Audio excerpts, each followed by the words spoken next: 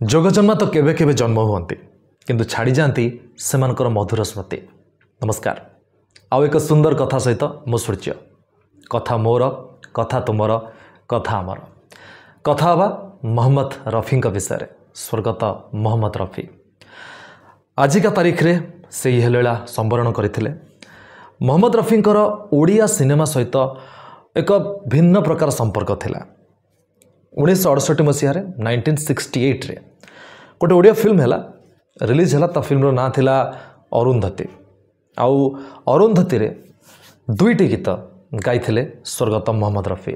गोटे थिला मयूरी गो तुम आकाशे मल्हारे केबे मेघ साजिबी, मयूरी गो तुम आकाशे दिने मल्हारे मेघ साजिली। एते पॉपुलर गीत थिला एटा आमे समस्ते गीत सुनी छन्ते।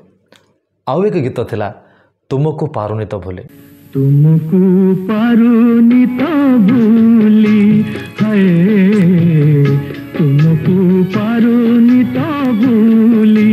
ये मध्य गोटे माइलस्टोन। दुईटी जाक गीत कंपोजिशन करथिले स्वर्गत Shantanu Mahapatra sir. Music director Shantanu Mahapatra दुईटी गीत कंपोज करथिले। कथा जेतेबेले गीत मुंबई से रेकर्ड होता ओडिशा रे सुविधा नथिला। सेतेबेले आम पाखे रेकर्डिंग कौन सुविधा नथिला। सेतेबेले मोहम्मद रफी को ये गीत दुईटी तांको वॉइस रे करिबा पई टीम जाई पहुँचला बॉम्बे रे। एबेकार मुंबई सेतेबेलकार बॉम्बे।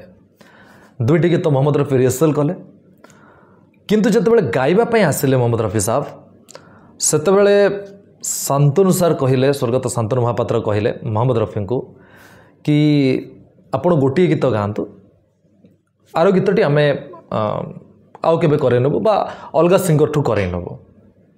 तो रफी साहब पचारे असुविधा कौन है, कौन मुझे आर गीतटे गाई पारिनी कि आर गीतटे गाई पारिनी। शांतनु सर कहले जे नाई कथा कौन कि आम पाखे बजेट ना से आपणकर फीस आम दुईटी गीतर दे पारू ना। मजबूरी थिला सेतेबेले। देखंतु एबेका भलिया सेतेबेले ओडिया सिनेमा एते डेवलप नथिला, एते फाइनेंशियल आम एते स्ट्रांग नथिले, एते पैसा नथिला आम पाखे, आम इंडस्ट्री एते पैसा नथिले जे आम दुईटा गीत मोहम्मद रफी भलिया लेजेंडरी सिंगर टू एफर्ट करि पारिबो। शांतनु महापात्र तांको मजबूरीटा रखिले सामने रे। देखंतु लेजेंडरी काहेकि कहा जाय से मानको। रफी साहब कहले मोर मैनेजर जी अच्छे से ओडिया भाषा बुझी पारंतिनी, मु दुईटा जाक गीत छिड़ा कि गाई दौची, आपण मैनेजर को कहे रफी साहब गोटे गीत गाई, आपण गोटे गीतर ही पेमेंट करेंगे। कथा ठीक सेमती है। मोहम्मद रफी साहब आसिले माइक रे पहुँचले, तुमको पारुनी तो भूली गाइले, मयूरी गो तुम आकाशे गाइले, दुईटा गीत गाई सारे।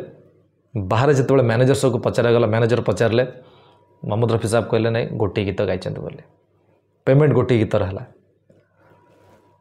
कहवा कथा बंधु से मैंने खालीटे से लेजेंडरी कह जाए। कलाकार बहुत होती किंतु से भाया कलाकार हवा बहुत कम।